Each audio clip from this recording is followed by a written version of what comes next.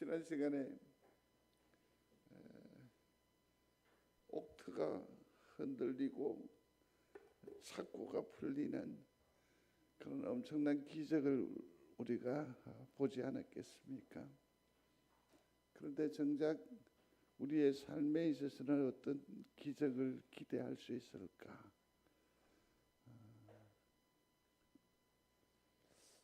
곰곰이 생각해 보니 그런 것 같습니다. 오늘 하나님께서 이 세월을 허락해 주셨는데 이는 기적이라는 의미보다는 되려 은혜가 아닌가 하는 생각을 합니다. 그렇습니다.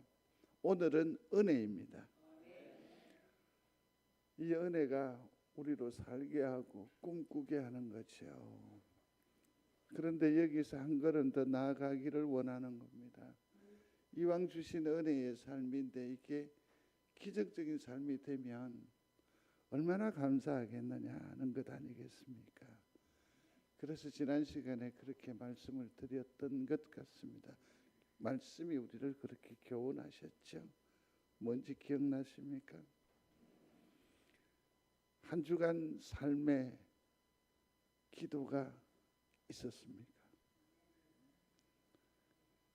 이 난감한 세월에 기도가 있다라는 것은 내 삶이 기적적이다라는 겁니다.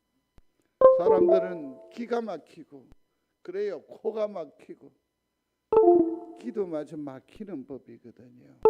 그런데 이 난세에 우리가 기도할 수 있다고 한다면 내 삶은, 내 신앙은 기적인 것이 맞습니다. 기도가 있는 우리 성도들의 기적적 삶이 계속되어지기를 중심으로 소원합니다. 지난 한 주간의 삶에 찬송이 있었습니까? 찬송하셨습니까? 불평하지는 않았는지요? 내 삶이 불편하지는 않았는지요? 짜증스럽지는 않았습니까? 그러나 되려 불구하고 노래하는 법입니다. 성도들의 삶에 찬양이 있게 되기를 중심으로 소원합니다. 이 기적이 앞서야 돼요. 그래야 옥문을 허물 수 있습니다. 이 기적, 기도와 찬양이 내 삶에 전제되어질 때에 비로소 찾고 얽히고 설킨 것을 푸는 제2의 기적을 맛보게 될 줄로 믿습니다. 기도, 찬양 그렇게 어려운가 봐요. 제가 날감 일기를 쓰면서 얼마나 일은 참으로 한없이 많은데 문제는 날감 일기를 계속해서 못 쓴다라는 겁니다. 내가 내 삶에 있어 그것이 열매가 되지 아니하고 효과가 되지 아니하는 것을 어떻게 성도들에게 제가 말할 수 있겠어요? 그죠? 내가 진실한 섬김이 없고 내 속에 감동이 없는데 어떻게 여러분들에게 감사하십시오. 나는 비록 불안하지만 초조하지만 참으로 그렇게 살지만 성경은 그렇게 말씀하십디다. 감사하십시오. 이게 무슨 생명이 있고 이게 무슨 호소력이 있고 이게 무슨 얘기가 되겠어요? 우리도 마찬가지 아니겠습니까? 지나친 것은 문제가 됩니다만은 내 삶에서 내가 경험하고 내 삶에 축적된 그 얘기가 상대방에게 호소력 있는 얘기가 되고 전달이 돼요. 전달이. 나는 그렇게 살지 못하면서 그래 감사하리라 매번 선언을 하지요. 기도와 찬송 이 말은 곧 뭘 의미하는지 아십니까? 감사하셨습니까? 이 말입니다. 지난 한 주간 동안 감사하셨습니까? 최소한 하나님께는 아니더라도 내 자녀들에게 감사하셨습니까? 내 부모에게 감사하셨습니까? 내 성도에게, 내 이웃에게 감사하셨습니까? 감사하는 여러분들이 되시기를 바랍니다. 감사가 기적을 부르는 줄로 믿습니다. 오늘 함께 하신 본문은 어쩌면 사도 바울의 사역의 자세라고도 할 수 있겠고, 사역이 그처럼 거친 세월을 살아내었던 일련의 방법이기도 하겠죠.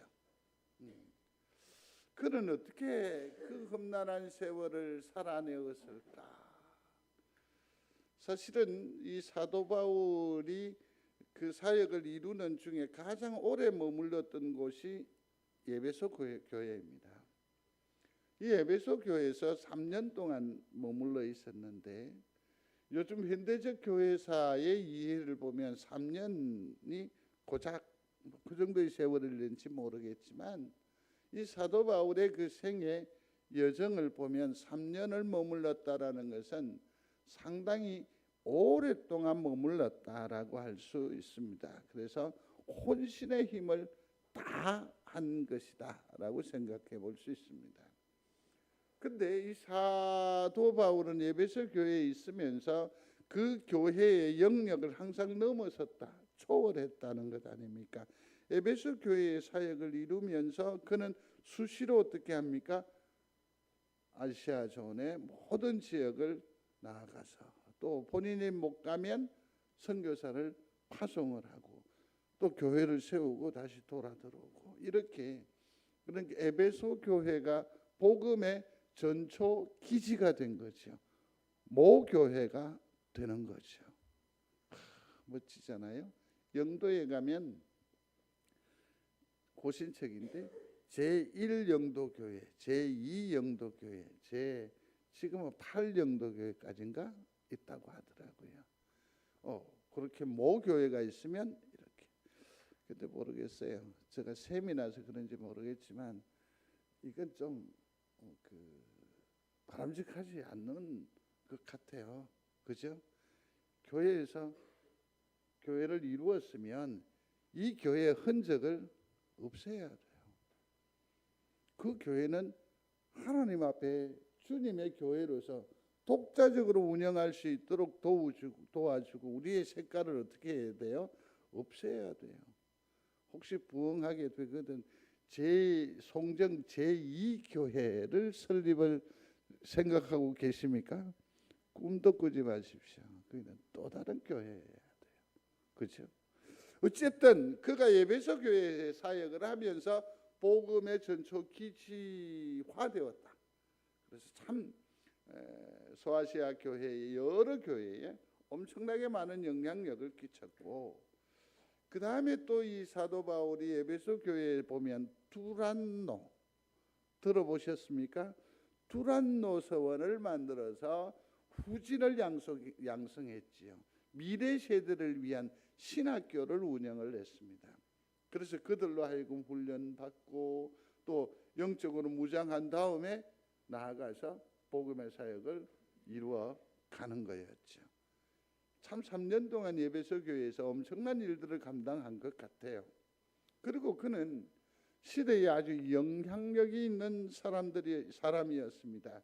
요즘으로 치면 셀럽이라고 해야 되나, 인플루언서라고 해야 되나, 모든 사람들이 이게 진짜라고 말하는 거예요. 이게 참 신이라고 말해요. 아무도 그것에 대해서 말을 못하는데 누가 말해요? 사도 바울이 너희들이 믿는 신은 뻥이다 라고 말하는 거예요. 시대를 향해서 당당하게 선언하는 거죠. 그 정도로 사도 바울의 영향력은 대단한 사람이었습니다. 대단한 사람이었습니다. 그러면 이 대단한 이 업적을 그가 어떻게 이루었겠냐? 멋짐과 뽐냄, 폼, 무엇으로? 권력, 힘 아니에요. 그가 이 어미로운 사역을 무엇으로 이루었느냐? 겸손과 눈물과 인내로 이루었다라고 말하고 있습니다. 사랑하는 성도 여러분, 기적적인 삶이 우리 인생 여정에 풍성케 되기를 중심으로 소원합니다. 자, 이 기적적인 삶을 창출할 수 있는 세 가지 소스가 있는데, 하나가 뭐냐면 겸손이요. 방금 나왔잖아요. 다시 돌려드릴까요? 네, 다시 돌려드릴게요. 황 목사는 늘 친절합니다. 뭐라고요? 겸손, 눈물과 인내. 이게 우리의 삶을 기적으로 변화시켜주는 결정적인 힘, 요소가 되는 줄로 믿습니다. 과음을 질러보십시오. 억지로 그 물기를 털어보십시오. 죄송합니다. 시험 듭니다. 분쟁이 일어납니다. 제가 여러분에게 억지를 부리기 시작하면 여러분과의 관계가 좋아질까요? 나빠질까요? 불편해지죠. 가장 좋은 섬김의 자세는 겸손과 눈물과 인내라는 겁니다.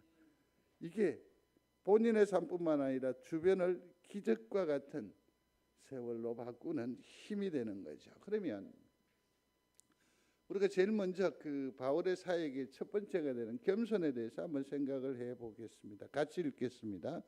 곧 모든 겸손과 눈물이며 유대인의 관계로 말미암아 당한 시험을 참고 주를 섬긴 것이라고 했습니다. 여기 보니까 모든 겸손이라고 했습니다.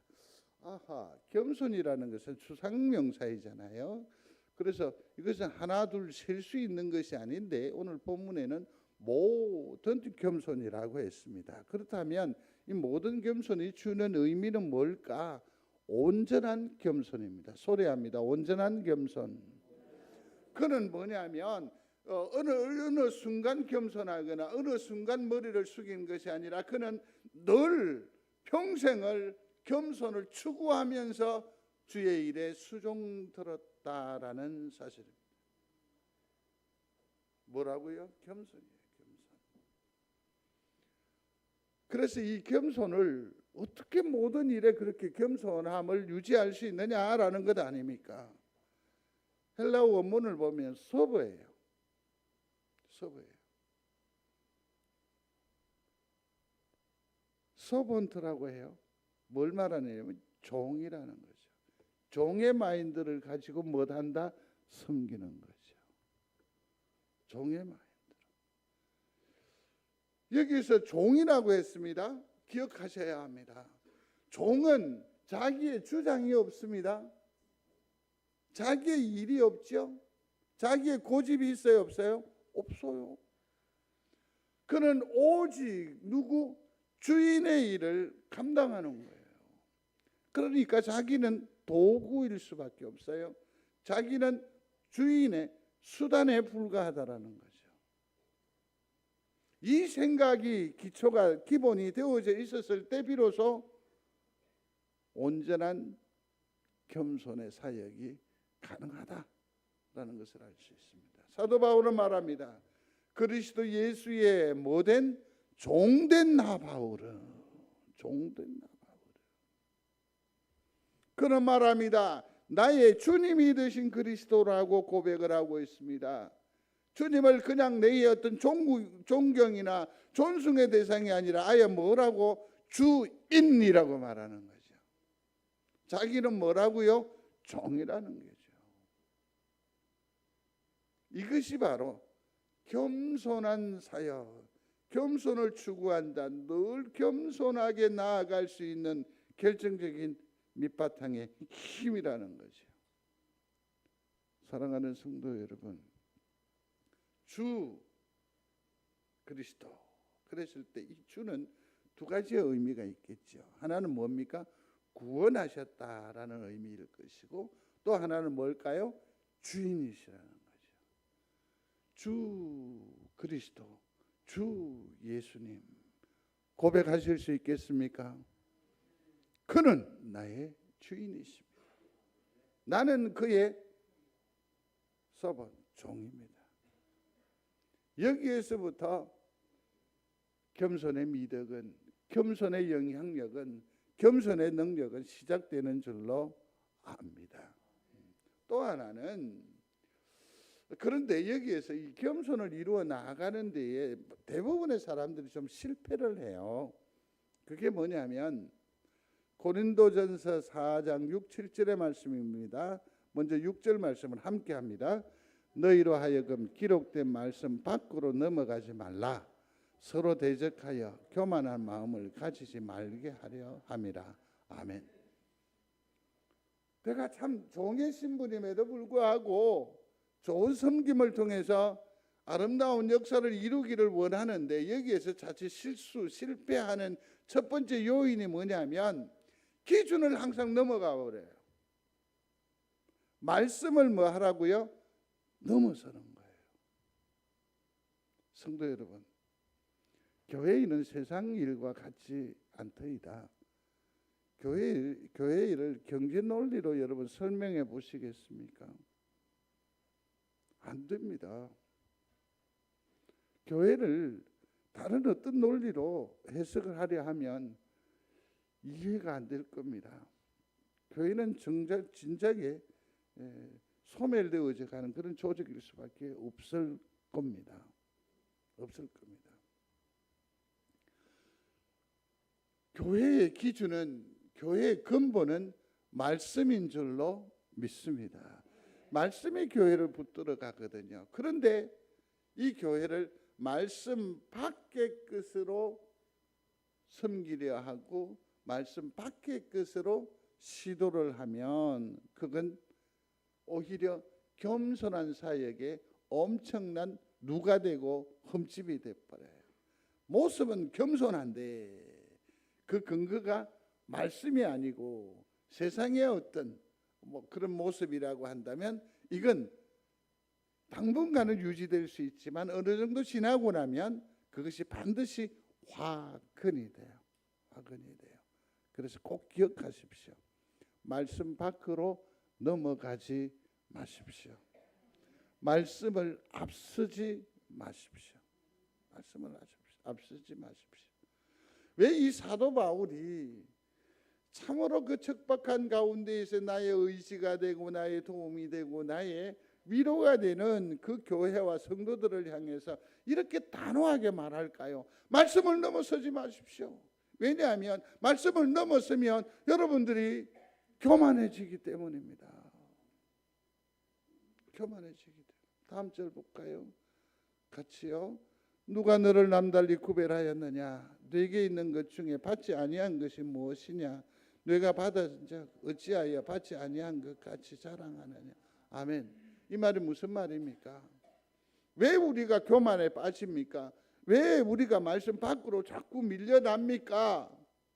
그건 뭐냐면 내가 나 자신이 스스로 잘났다고 생각을 하기 때문에. 성경 보십시오. 사도 바울이 말하잖아요. 참 이뻐요. 참 고와요. 참으로 부러워요. 든든해요. 그러나 이 사람들하고 곰곰이 생각해 보시겠는가? 이게 어디서 왔지? 어디에서 왔어요? 하나님께서 주셔야 내 것이고 하나님께서 허락하셔야 능력이 되는 줄 왜 모르십니까? 이 말이에요. 하나님께서 주신 것 가지고 내가 나의 것으로 자랑하지 말라. 자랑하는 것은 뭐다? 교만이다라는 거예요. 자기 것으로 생각하는 거예요. 사랑하는 성도 여러분, 겸손에 승리하시게 되기를 바랍니다. 이 말은 뭐냐면 말씀대로 살자는 겁니다. 교만하지 말자는 얘기입니다. 그렇듯 섬김으로 우리의 겸손으로 말미암아 기적을 보는 은혜가 있게 되기를 주의 이름으로 축원합니다. 근데 이게 기적이 또 하나 더 있어요. 겸손의 적이 하나 더 있어요. 왜 우리가 겸손에 실패하느냐? 뭘 것 같아요? 성공에 대한 탐욕이에요. 같이 읽겠습니다. 내가 아무의 은이나 금이나 의복을 탐하지 아니하였고 그랬습니다.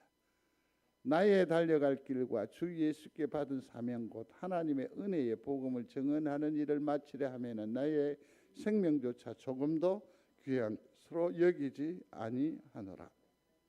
보세요. 왜 겸손에 실패하는지 아십니까? 잘해요. 잘. 그런데 문제가 뭐냐면 거기에 대한 결과를 기대하기 때문에 그래요. 내가 이렇게 했으니까 성도들이 뭐 해야 돼요?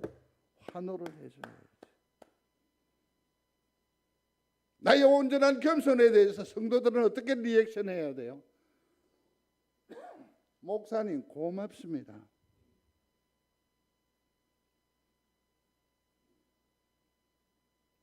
겸손한 역사를 이루었는데 사람들이 몰라주니까 이것 때문에 시험 들고 무너지고 깨어져 버려. 겸손의 효과가 온데간데 없어지는 거예요. 사랑하는 성도 여러분, 송정제일교회는 겸손한 섬김의 역사가 정말 풍부합니다. 아름답기조차 합니다. 눈부실 정도입니다. 그러나 혹이 높아심에 우리 성도들의 마음에 부탁을 드리고 싶은 것은 행여나 성공에 대한 탐욕으로 말미암아 그 찬란하게 빛나는 그 섬김을 어그러뜨리는 어리석음이 없게 되기를 바랍니다. 성공을 바라는 것 아니에요. 그냥 뭐 하는 겁니까? 그냥 베푸는 거예요. 베푸는 거예요. 두 번째 요소가 있습니다. 그건 뭐냐면 눈물이라고 했습니다. 눈물. 저는 눈물의 영성이라는 말을 참 좋아합니다. 눈물이 모든 것을 바꾸어버립니다. 눈물이 바꾸어버립니다. 31절을 보면 내가 3년 동안 눈물로 그대들을 가르쳤다라고 말하고 있습니다. 31절 한번 확인해 보시겠습니까? 20장 31절일 텐데 그러므로 여러분이 일깨워 내가 3년이나 밤낮 쉬지 않고 눈물로 각 사람을 훈계하던 것을 기억하라. 3년 동안. 자, 그 다음에 또 보면 37절과 38절을 보면 에베소 교회에서 사도 바울이 이제 이별하는 장면이 나옵니다. 이별하는 장면이 나옵니다. 그때 서로 뭐 합니까? 울며 바울의 목을 안고 그 입을 맞추고 그를 전송하니라. 아름다운 교제의 그 절정에는 그 진실함이, 그 진정성이 뭐로 나타나고 있습니까? 눈물로 나타나고 있다는 거죠.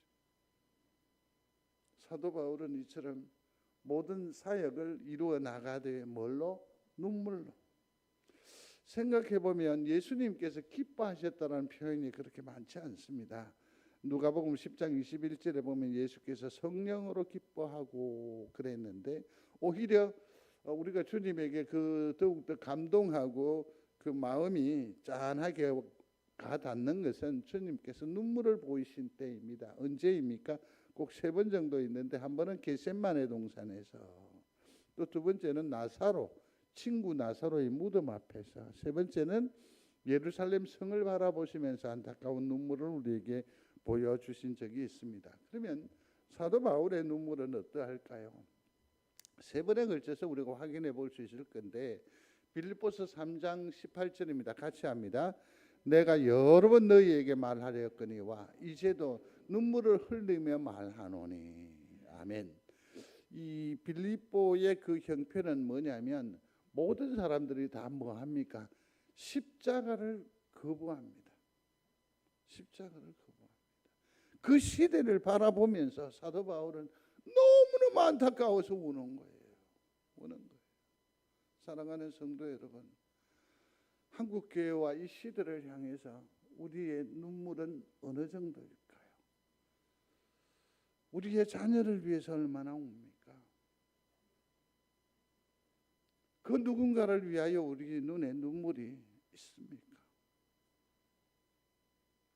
사도 바울은 그 영들을 생각할 때 눈에 눈물이 그치지 않았습니다. 로마서 9장에도 보면 사랑하는 이들의 구원을 위해서 그는 한시도 마음이 편한 적이 없었다고 했습니다. 눈물로 그들을 생각하는 겁니다. 사랑하는 성도 여러분, 우리 모든 성도들의 영성이 눈물이기를 바랍니다. 눈물의 영성, 사람을 구원하고 자식들을 구원하고 내 이웃을 회복시키는 눈물의 영성이 풍성기를 소원합니다. 그 다음에 세 번째로는 고린도후서 2장 4절인데요. 내가 마음에 큰 눌림과 걱정이 있어 많은 눈물로 너희에게 썼노니 이는 너희로 근심하게 하려 하는 것이 아니요 오직 내가 너희를 향하여 넘치는 사랑이 있음을 너희로 알게 하려 함이라. 사랑하십니까? 눈물로 축복해 주십시오. 눈물로 섬겨 주십시오. 호탕한 웃음도 때로는 힘이 되고 에너지가 될 겁니다. 그러나 함께 울어주는 것만큼 큰 위로가 되는 일이 쉬 없을 겁니다. 사도 바울은 이처럼 겸손과 눈물로 무장이 되어져 있었습니다. 그리고 세 번째는 뭐냐면 인내였습니다. 19절입니다. 같이 읽습니다. 유대인의 관계를 인하여 당한 시험을 참고 주를 섬긴 것과 아멘. 성도 여러분, 이 땅의 삶을 이루어 사는 동안에 다음 주 시간에 다음 주에 우리가 생각을 한번 해볼 일인데, 우리 인생의 여정에서 참 아픔이 많습니다. 굴곡이 많습니다. 그런데 그 아픔은 먼 곳에 옵니까? 낯선 곳에서 옵니까? 그럼요, 가족끼리 온다고. 아까 박현숙 권사님이 얘기하더라고요. 목사님 지금 여기 이 모녀가 싸워서 내가 어찌해야 될지 모르겠다고 그러더라고요. 그래서 모녀라고 하는 것은 조영란 권사와 전한나 집사를 얘기하는 겁니다. 그래서 제가 아니다, 저 둘은 태어나면서부터 저래 됐기 때문에 그는 못 말린다. 주님이 그리 만들어 놨기 때문에 네가 참아라 그랬습니다. 누구에게서 상처가 오느냐? 놀랍게도 아주 가까운 사람, 지인지 내게 비수를 꽂지 않던 거예요. 그래서 더 아프기도 하고요. 사도 바울은 이 엄중한 시절에 그 사역을 감당하여 나가는데 알법한 사람이에요. 위로가 될 사람이에요. 충분히 힘을 줄 수 있고 덩어리 한번 토닥거려주면 함께 귀한 역사를 더 훌륭하게, 더 많이, 더 풍성하게, 더 크게 이루어갈 수 있겠는데 꼭 가까이에 있는 누구? 유대인이 그를 요즘 말로 태클 거는 거죠.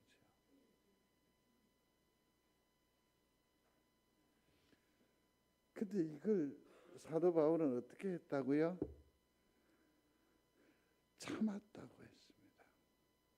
인내했다라고 했습니다. 인내했다. 사랑하는 성도 여러분, 참 잘 참습니다. 잘 견딥니다. 그런데 어느 한순간 참지 못하고 버럭함으로 사역의 어려움을 겪는 수많은 경우를 제가 보아왔습니다.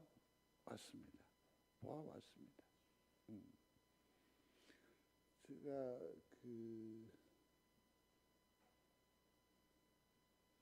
한 여자하고 결혼을 딱 한 번 했잖아요.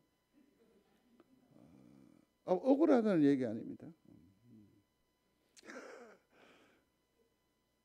굉장히 인자하고 자상하고 교회 오빠였으니까. 근데 뭔가 얘기할 때에 하여튼 화가 대단히 났나 봐요. 그래서 한번 욱한 적이 있어요. 지금도 그 얘기를 합디다. 이 자상한 나를, 난군을 두고 지금도 얘기합니다. 인내는 종의 마인드를 가지면 끝까지 뭐가 나 존재는 없는 게 되어야 합니다. 바보같이 살아야 되는 겁니다.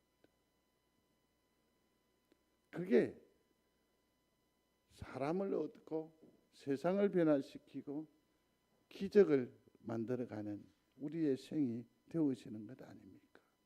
사도 바울은 말합니다. 유대인에게 40에 감한 매를 5번 맞았다. 누구에게 맞았다고? 동족들에게. 형제들아, 너희가 그리스도 예수 안에서 유대에 있는 하나님의 교회들을 본받는 자 되었으니 너희가 유대인들에게 고난을 받음과 같이 너희도 너희 나라 사람들에게 동일한 것을 받았느니라. 데살로니가 교회 얘기하면서 보십시오. 내가 유대인인데 유대 사람에게서 내가 엄청나게 시련을 당하는 것을 보지 않았겠습니까? 그런데 여러분들의 동족이 여러분을 핍박하는 것은 지극히 당연합니다. 그러니 잘 참고 견디고 이기십시오. 그렇게 말하는 것이. 사도 바울의 심사가 얼마나 괴로웠으면, 얼마나 힘들었으면 이런 말을 할 수 있었을까요? 23절입니다. 같이 한번 읽겠습니다. 오직 성령이 각 성에서 내게 증가하여 결박과 환난이 나를 기다린다 하시나. 이 또한 무엇으로 돌파합니까? 참는 거죠. 그는 어디로 갑니까? 예루살렘으로, 로마로 이제 가게 될 겁니다. 로마로. 그런데 사람들은 말합니다. 결박이 있을 것이고 환난이 있을 것이고 결국은 당신은 죽임을 당하게 될 것입니다. 그렇게 옆에서 조언을 해줘요. 그럼에도 불구하고 그는 어떻게 합니까? 그것을 참음으로 그리스도의 의를 이루어내고자 하는 묵묵히 그 걸음을 감당해가는 아름다움을 볼 수 있습니다. 프란시스가 하나님 앞에 늘 그렇게 기도를 했다고 하지 않습니까? 하나님, 제게 예수의 흔적을 주십시오. 예수의 흔적을 주십시오. 그게 얼마나 간절히 기도했든지, 물론 교회 야사입니다만 그 손에 붉은 반점이 이렇게 새겨지는 흔적을 주셔서 이것을 보면서 예수 그리스도의 십자가를 묵상하게 되고 생각하면서 자기의 삶을 통제할 수 있었다라고 고백하고 있습니다. 흔적을 가졌다. 그렇습니다. 우리가 일평생 하나님 앞에 예수 그 성도로서 삶을 살아왔는데 우리는 얼마나 참았으며 얼마나 울었으며 얼마나 겸손하여서 하나님 앞에 흔적이 있을까? 그래서 천국에 들 때에 주님 만났을 때 얼마나 감격스러워서 우리 솔직히 말해서 그래요. 주님이 탁 나서시면 여러분 뭐라고 할 거예요? 번데들은 말할 수 있다. 할렐루야! 주님 어서 오시옵소서. 그러나 최소한 양심이거나 최소한 신앙적인 어떤 자기 자신의 부족과 연약을 죄인됨을 고백한 사람이라고 하면 몸둘 바를 몰라 할 거 아니에요. 그때 우리의 흔적을 이렇게 보일 수는 있지 않을까? 말은 못해도 그러한 내 몸에 내 삶에 그리스도의 흔적이 있어야 하지 않을까요? 세상 사람들, 아니 교회의 어떤 사람들은 그래서 이 땅에 흔적을 남긴답시고 뭐 선교지 교회를 하고 어떤 분은 뭐 개척교회를 100교회를 세웠다 하고 뭐 그런 얘기를 하던데 모르겠습니다. 예전에는 그것이 흔적이 되었는지는 모르겠지만 이 시대에는 누군가를 위하여서 아픈 가슴으로 운 눈물의 흔적, 참으로 여러 가지 생각들이 있음에도 불구하고 그것을 버티고 견디는 그 인내의 흔적들, 내 주장이 있습니다. 내 생각이 있습니다. 그럼에도 불구하고 끝까지 겸손을 추구하면서 섬긴 그 섬김의 흔적,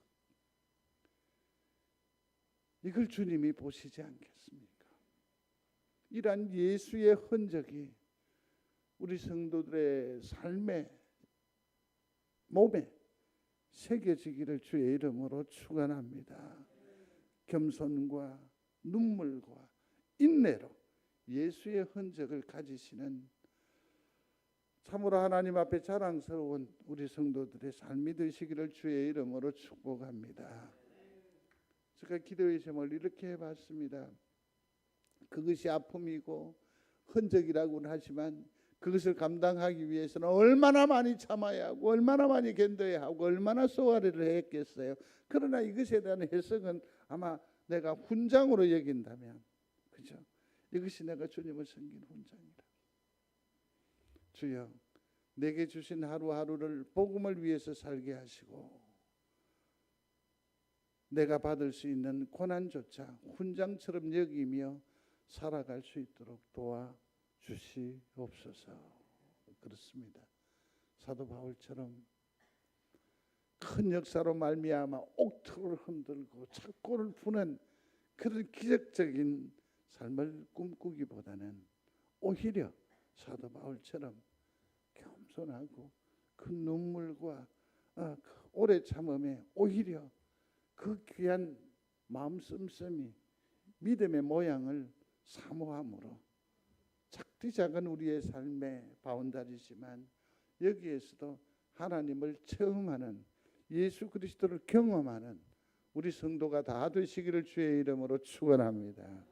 고마우신 하나님, 겸손하게 하여 주옵소서. 내 눈에 눈물이 회복되게 하여 주옵소서. 잘 참아 주의 영광을 보게 하여 주옵소서. 날씨가 차갑습니다. 주님께서 특별히 우리 믿음의 권속들을 주장하시고 인도 보호하여 주시기를 원합니다. 그럼에도 불구하고 기도하게 하시고 그럼에도 불구하고 찬송하게 하여 주옵소서. 감사하게 하여 주옵소서. 그러므로 이번 한 주간도 기적적인 삶, 기적적인 인생을 살아가게 하여 주옵소서. 예수님 이름으로